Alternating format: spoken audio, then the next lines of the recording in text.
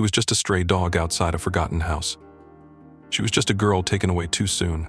But when fate brought them back together, Eli's first morning in Alder Creek felt like someone had turned the world down to a low whisper.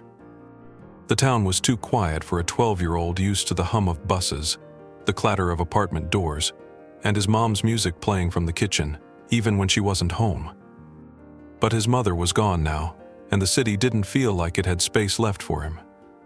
So he ended up here, in a house that smelled like lavender and floor polish, with a grandmother who spoke gently but moved like time had slowed her bones. He walked the streets alone that first week, mostly to be away from the silences inside. Alder Creek was the kind of place where mailboxes still had names painted on them, where the air felt too clean to trust, and where everyone already knew you were Linda's grandson. But it was at the end of Alder Street that Eli found the one thing no one seemed to have noticed. Past the crooked sidewalk and under the heavy maple tree was an old fence leaning like it had given up, and behind that fence sat a dog. A black one, with tangled fur like it had rolled in shadow. Its ears were sharp, but it didn't move. It didn't bark. Just stared at Eli like it had been waiting a long time for someone to notice. He took a step forward. The dog didn't flinch. Another step. Still nothing. It wasn't the kind of dog that begged or growled. It was just present. Like a statue that breathed. He stood there watching it until a gust of wind made the fence creak and the leaves rustle around his shoes. The dog didn't react. Eli finally said something soft like hi, but felt foolish right after. He wasn't expecting a reply. The next day, he came back. The dog was there again, same place, same posture. So he brought a piece of bread. Left it just outside the fence. It didn't touch it. Day 3. He brought a slice of ham and sat a little closer. Nothing.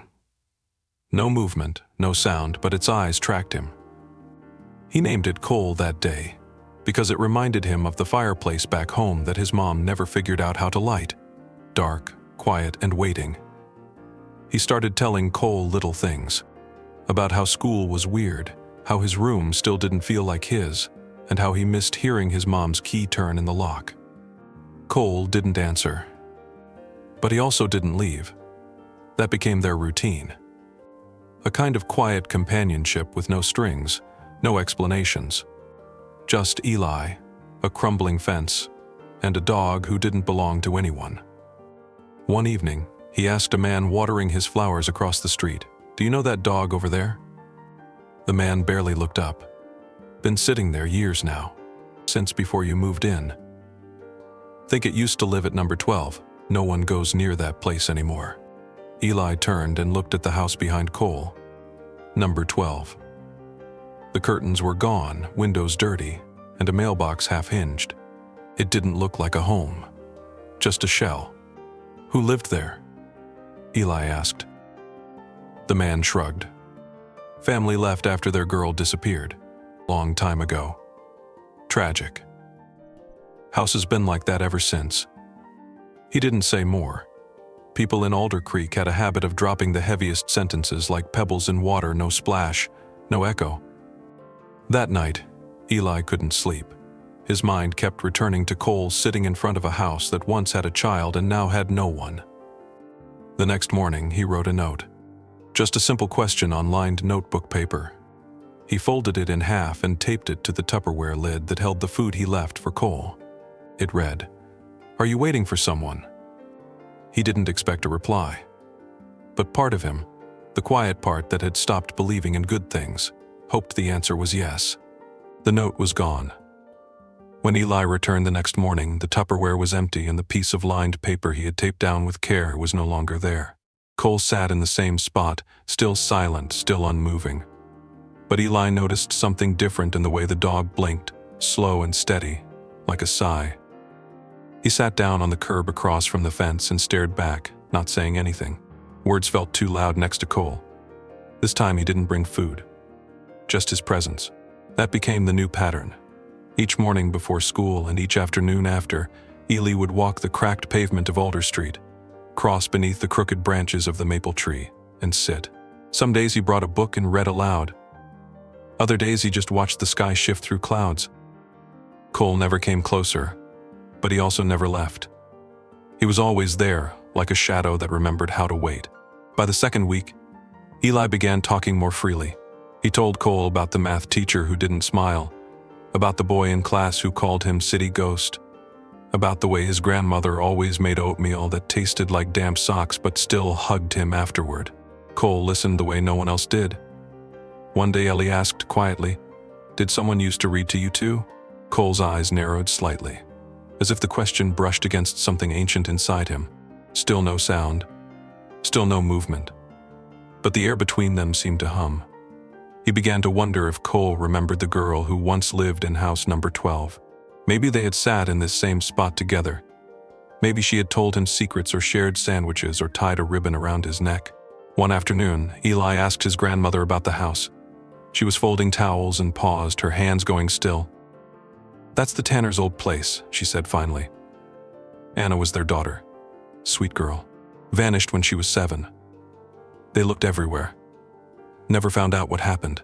The family left the year after. It broke them. Eli sat with that for a long time. That evening he wrote another note, this time carefully. "I think I found your friend. He hasn't moved, but I think he remembers you." He didn't tape it to the food this time. He folded it and slid it through a gap in the fence. When he looked up, Cole was staring at him in a way that felt almost human. The next morning, the note was still there, but it had been unfolded. Carefully, deliberately. Eli's heart thudded. He looked around the yard, the empty windows, the overgrown garden. Nothing stirred. But Cole was sitting a little closer than usual. Just one paw over the line where the fence cast shadow. He wasn't sure if it was the wind or something more, but he whispered, "Good boy," and saw Cole blink again, slower than before. That Sunday it rained. Not a hard storm, but a soft, persistent drizzle that made the world smell like wet leaves and stone. Eli hesitated at the doorway, but grabbed a raincoat and went anyway. When he reached the fence, Cole was there, drenched but still in his place. Eli didn't speak. He sat on the ground despite the mud soaking into his jeans.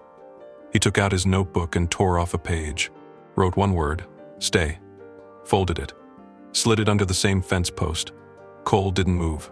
But as Eli stood to go, he saw it. Just for a second. Cole's tail, heavy with rain, thudded once against the ground, a sound so faint it could have been missed. But to Eli, it was everything. The beginning of something neither of them could name yet, a routine of silence, slowly learning how to speak again. 3 days passed with no sign of change. Cole remained near the fence, rain or shine, silent as ever. Eli had stopped expecting anything dramatic. Their story wasn't made of action. It was made of stillness. But on the 4th morning, something was different. There was a note, not from him, folded neatly and pinned to the old wooden post with a rusted nail. Eli's breath caught in his throat as he pulled it free. The paper was yellowed and creased, like it had been folded and refolded many times before. The writing was in soft pencil, faint but readable. It said only this: "If he's still there, then so is she." That was all. No name. No explanation. But Eli's fingers trembled. The writing didn't look recent. It looked old, like it had been waiting to be read. He looked at Cole, who blinked at him once, slow as stone. That afternoon, he asked the librarian if the Tanners had ever left anything behind. The woman behind the counter furrowed her brow. Old family, yes. Moved away after the daughter disappeared. So tragic. They left a few books in the donation box, I think. Why do you ask? Eli didn't answer. He wasn't sure how. But he spent the next hour going through every book on the donated but unsorted shelf. Most were cookbooks, gardening guides, and romance paperbacks. Until he found it. A thin notebook with blue cloth cover. Inside were clumsy pencil sketches, a girl's drawings, sunflowers, a swing set, a dog. Cole, labeled in shaky, childlike letters. Page after page, always the same yog, always the same yard. Then on the last page, a sentence: "If he waits long enough, I will find a way." Eli closed the notebook with hands that felt too large for his age. It wasn't just a coincidence anymore. Something had been left behind on purpose. That evening, he sat beside the fence again. Cole didn't move. But this time his eyes followed every motion of Eli's hand as he opened the notebook and read aloud the last page. Eli whispered, "She promised she'd come back." Cole's ear twitched. A breeze stirred the grass. The silence was heavier now, like it carried meaning. The next day, Eli took a photo of Cole with his old phone and printed it out at the library. On the back, he wrote the words from the note, "If he's still there, then so is she." He pinned it to the town's corkboard outside the bakery, where people posted babysitting ads and lost cat notices. He didn't know why he did it, just that it felt right. The librarian saw him and asked, "Is that your dog?" Eli shook his head. He doesn't belong to anyone. But he said it with a kind of pride. That night, a car pulled up in front of number 12. Eli wasn't there to see it, but his grandmother mentioned it over dinner. Some woman was just sitting there in her car, looking at the house. Didn't get out. Drove off after 10 minutes. Eli's heart dropped into his stomach. He ran to the fence before the sun fully set. Cole was still there, but this time he was facing the road, not the house. Watching, waiting. Eli sat down beside him, knees pulled to his chest. "Someone came," he said softly. "She might be coming back." He didn't get a response. But when the stars began to flicker in the cold sky, Cole lay down beside the fence, not curled in on himself like usual, but stretched out head near Eli, eyes toward the gate. That night, for the first time, Eli didn't feel like the one doing the saving. He felt like the one being saved. The next day, Eli skipped the library. He couldn't focus on books or math or the sound of pencils scratching test sheets. His mind was circling around one thing: the woman in the car. After school, he rushed straight to Alder Street, heart beating like it was trying to run ahead of him. The fence was there. The tree was there. And Cole was still there. But now, something had shifted. His body faced the road again, ears perked, tail still. Alert. Expectant. Eli sat down beside him and whispered, "Was it her?" Cole didn't move. But his stillness spoke louder than any bark. It was waiting. Again. That evening, Eli left a flashlight on the windowsill. Just in case he needed to come back out after dark. Just in case. When midnight came, the gravel outside crunched beneath slow tires. Eli's eyes shot open. He pulled on his hoodie and slipped past his grandmother's door, quiet as a secret. Outside, the air was cold enough to sting. The same car from his grandmother's story was parked in front of number 12. A faded blue sedan with one foggy headlight and scratches across the side. The driver didn't get out, but the window was rolled down slightly, and the glow from the dashboard painted a soft light on her face. Eli crept closer, keeping low, staying behind the mailbox. He could see her hands gripping the wheel. She was older than he expected, maybe in her 30s, with tired eyes and hair pulled back too tight. She looked like someone who had cried recently and didn't want to admit it. Cole sat up. Not barked, not moved, just sat, facing her, waiting. Her eyes drifted to the fence. And for a long moment, the silence between them was thick enough to hold shape. Then, softly, she whispered, "You're still here." Her voice cracked halfway through. She opened the door slowly, one foot touching the pavement like she wasn't sure it was real. She didn't look at Eli, didn't even seem to know he was there. She only looked at the dog. "I didn't think you'd still be waiting," she said. Her voice was shaking now. "I was 7. They told me you ran away when they moved me. I thought you forgot." Cole stood, walked to the gate, but didn't cross. She stepped forward, knees trembling, and crouched just on the other side of the fence. Her fingers reached through. Cole pressed his forehead gently into her hand. Eli held his breath. She began to cry, not loudly, not with drama, but with the kind of heartbreak that has been buried too long. "I looked for you," she said, "when I was old enough. I didn't know where they sent you. Everything about that house, about what happened, no one would talk. They told me I imagined you." Cole licked her fingers once, slow. Eli stepped forward from the shadows, uncertain, and she turned to him, startled. But her eyes softened when she saw him. "You've been visiting him." He nodded. "I didn't know." "Not at first, but I think he remembers you." She nodded slowly. "He does. I remember now.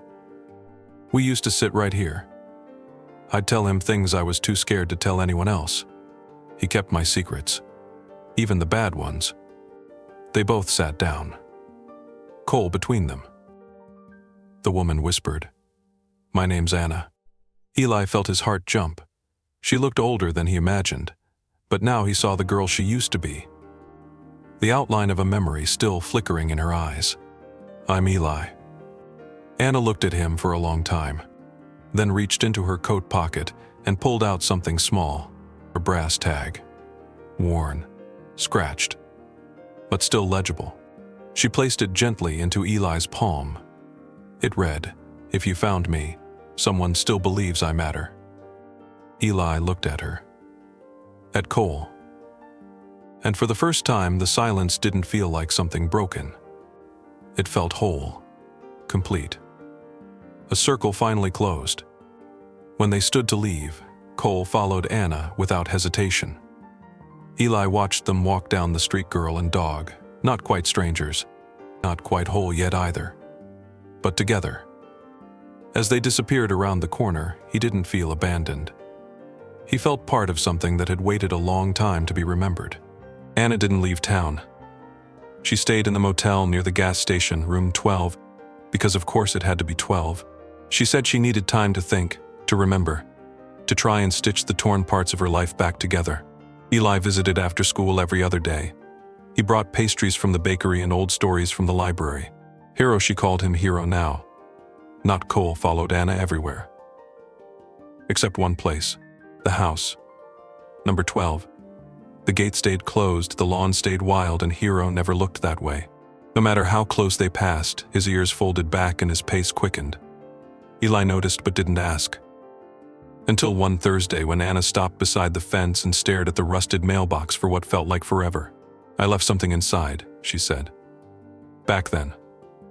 After they took me. Before they took him." Eli stood next to her, unsure what to say. "A note?" he offered. "No," she said.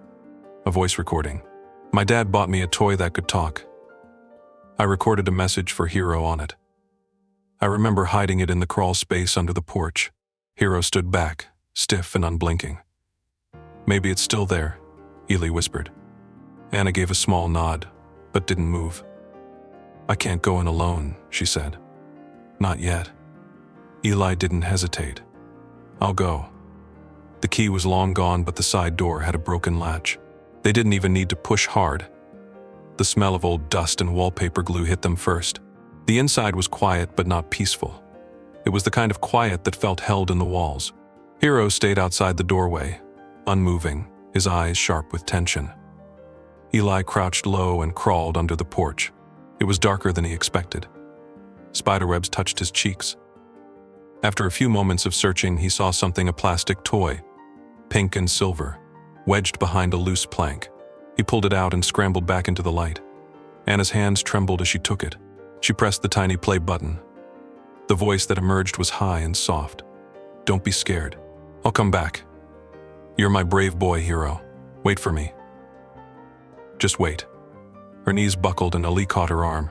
She sank down onto the porch step, holding the toy against her chest like it still carried warmth. Hero didn't move. Eli turned to him. "She came back. You waited. You did it." But Hero's eyes weren't on them. They were on the house. And slowly, as if pulled by something ancient and reluctant, he stepped forward. One paw. Then another. Past the gate. Across the porch. Until he stood beside Anna. She looked up at him and smiled, tears still sliding down her face. "I'm sorry," she whispered. "I'm so sorry you had to wait alone." Hero licked her cheek, soft and slow. That night, Eli lay in bed thinking about how memory could live in wood, in tape, in silence. He thought about how a dog could hold on to hope longer than a lifetime. The next morning, Hero sat beside the house, not behind the fence. Not frozen, but waiting upright like a sentinel. When Ely approached, Hero stood and followed. Anna met them at the bakery. She had something in her hand, a folded paper, yellowed at the corners. "I found this under the floorboards," she said. "It's my handwriting. I must have written it before they took me." She handed it to Eli. It read, "If anyone finds this, please help my dog. He doesn't talk, but he listens better than anyone." Eli folded it carefully and placed it in his jacket. It didn't feel like the end of something. It felt like the beginning. Hero had returned to the house. Now it was time for them all to return to something they didn't know they were missing. News travels strangely in small towns. Not with sirens or breaking headlines, but with nods over coffee, whispers at the post office, and glances exchanged across dusty shelves. By Monday, people had noticed the dog. Not just a dog, but dog. The one who used to wait behind the fence on Alder Street. The one who had never barked, never begged, never left. Now he walked beside a woman who looked like someone's memory had stood up and started breathing again. Anna didn't speak much in public, but she didn't have to. Hero spoke enough just by being seen. People nodded at him. Some even left water bowls near doorsteps. At school, Eli heard teachers pause when they saw the pair walk by outside. One librarian brought out a yellowed folder from the town archive, whispering that her mother used to live near that house and remembered the screaming one night when no one came. That afternoon, Ely brought the folder to Anna. Inside were reports, court documents, notes from social workers, all heavily redacted, but enough remained to piece together what really happened. The house on Alder had once belonged to Anna Conway, parents. After her mother died, she was sent to live there. They weren't cruel in ways you could take a picture of. They were cruel in silence, in locked doors and turned backs and dinners where no one passed the salt. Hero, then just a puppy, had been her only comfort. But when child services finally came, no one thought about the dog. No one but Anna. She had screamed, fought, promised she'd come back. They didn't believe a 7-year-old would remember. But Hero had remembered her. For 12 years. That night, Anna sat with Eli and read every page aloud. Some words made her flinch. Others she had to repeat, just to believe they were real. When she finished, she placed the folder on the floor and Hero laid his paw on top of it. "That's where we bury it," she said. "Right there." The next day, a reporter from the local station knocked on Anna's motel door. Word had reached them through a retired vet who used to treat shelter dogs.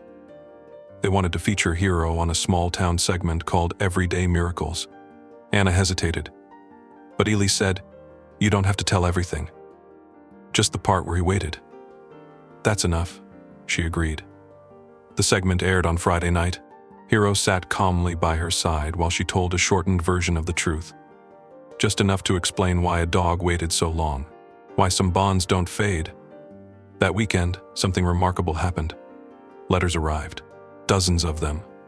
Some typed, some handwritten.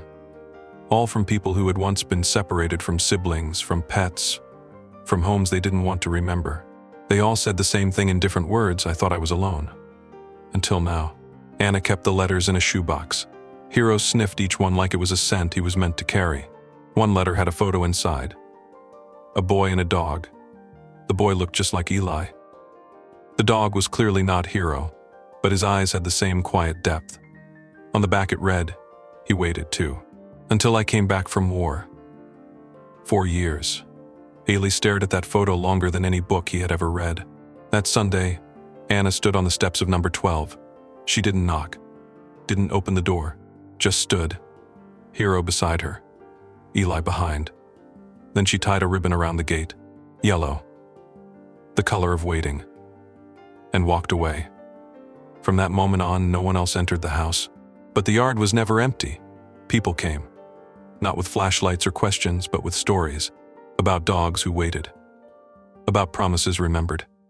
Hero sat in the grass each time, listening, as if collecting those stories, as if giving each one a place to live. A year passed like mist lifting slowly off the hills. The house on Alder Street remained empty, but never unloved. On the anniversary of Hero's first step back through the gate, Eli found a note taped to the bakery window. It read simply, "Yellow Day. Come if you remember." He didn't need to ask. He knew it was Anna. That morning, the town stirred with something different. Children tied yellow ribbons to their bikes. Elderly couples walked slower than usual, hands clasped a little tighter. In front of the house, a quiet gathering had formed. No speeches, or no banners. Just a line of people, those who had once felt forgotten, those who had waited for someone who never came, and those who had come back. Eli stood beside Anna. She wore a simple white dress, and Hero sat beside her with a yellow ribbon around his collar. He didn't bark. He never did. But he looked at each person like he saw something deep inside them. People brought small tokens, letters, photos. One woman knelt and placed a baby shoe at the foot of the fence, whispering something no one heard. A man in uniform left a folded flag. Another brought a picture of a golden retriever who had once waited by the window every night after his son was deployed. The boy never came home, but the dog waited until his final breath. Hero didn't move, just watched. And when each person was done, they tied a ribbon to the gate. Soon it shimmered like a sunrise. Eli walked up last. In his hand was the first note, the one that said, "If he's still there, then so is she." He laminated it and slid it into a clear pocket on the post. Anna placed her hand on Hero's back. "I didn't make the world better," she said. "I just kept a promise." Eli shook his head gently. Sometimes that's how the world gets better. That evening, as the sun dipped low, the house behind the gate caught the light. For the first time in years, its windows reflected gold instead of dust. The yard, once silent, hummed with quiet stories. People didn't leave quickly. They lingered, talking softly, sitting on the curb, as if afraid to let the moment slip. Children played nearby, and one girl sat cross-legged beside Hero, drawing in a sketchbook. Her crayon lines traced a fence, a girl, and a dog with waiting eyes. Hero didn't move, but he blinked slow, like he approved. That night, the bakery sold out of everything by 8. The librarian extended her closing time because people wanted books about dogs and loyalty and quiet strength. On the local news, there was a small feature called "The Dog That Waited." It wasn't dramatic. It didn't go viral. But for the people who knew, it was everything. Back at the motel, Anna tucked the letters into a wooden box labeled "Kept Promises." Eli asked if she would ever sell the house. She smiled and said, "No, it's not mine to sell. It belongs to something bigger now." Hero slept at the foot of her bed, his chest rising steady. That night, Eli dreamed of a yellow gate, 100 hands tying ribbons, and one dog standing in the center, calm as a lighthouse. The kind of dream that doesn't end, but becomes a memory the moment you wake. And when he woke, he knew. One more chapter still waited. It didn't start as a parade. Just a boy on a bike and a dog beside him. The boy was Eli. The dog, of course, was Hero. The streets were still damp from the morning rain, but the sky had turned a soft, hopeful blue. Eli pedaled slowly past Main Street, where the cafe owner paused with a tray in hand and nodded. Past the fire station where old Chief Miller saluted without words. Past the school where children pressed their hands to the glass and waved like it was instinct. Hero trotted beside the bike, not leading or following, just beside. Anna watched from the bakery doorway, apron still dusted with flour, smile soft and eyes steady. She didn't need to go. Hero was the one carrying the story now. By the time they reached the edge of town, 2 other kids had joined. Then 3 more. Then a mother pushing a stroller. A retired soldier with a limp. A mail carrier who called out, "Keep going, Hero." No music played. No banners flew. But the line behind them grew. Like something old and quiet rising from beneath the roads themselves. They passed the vet clinic where a golden lab stood by the door as if remembering someone. They passed the empty lot where once a shelter stood, now just wildflowers and stone markers. Hero paused there, only briefly touched his nose to one stone, then continued. At the top of the hill, the crowd stopped. Below them, the town stretched out like a painting framed by trees and possibility. Eli dismounted and knelt beside Hero. "You ready?" he whispered. Hero looked ahead, eyes focused like always. This wasn't about remembering anymore. It was about continuing. Anna arrived at the top of the hill last. She carried nothing, but in her hand was the yellow ribbon from the gate, now worn and frayed. She tied it around Hero's neck gently. Then she kissed his head and said the words she had waited 12 years to say. Go where you're needed next. Hero turned toward the trail behind the hill where the road dipped into another valley. He didn't run. He walked. And as he walked, he looked back only once. The people behind him stood in complete silence, watching, not grieving, not celebrating, just witnessing. Because they knew. Some dogs don't belong to people. They belong to places, to stories, to the healing that happens in spaces where no one else dares to stay. Hero disappeared into the trees as quietly as he had arrived. Ely stood still long after. The wind caught the ribbon and carried it down the hill like a final whisper. In the years that followed, the town changed in small ways. A new shelter was built, named Hero's Haven. Children visited every month to read books to the animals there. A statue of a dog sat by the bakery steps. No plaque. No explanation. Just presence. A reminder. And every spring on Yellow Day, people tied ribbons to the Alder Street gate. Still empty, still sacred.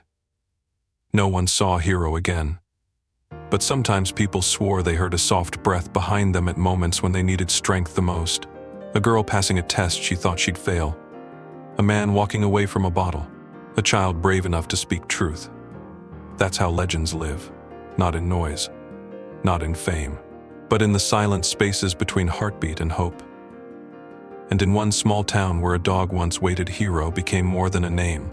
He became the proof that loyalty is eternal, that healing is possible, and that even the quietest companion can change the world.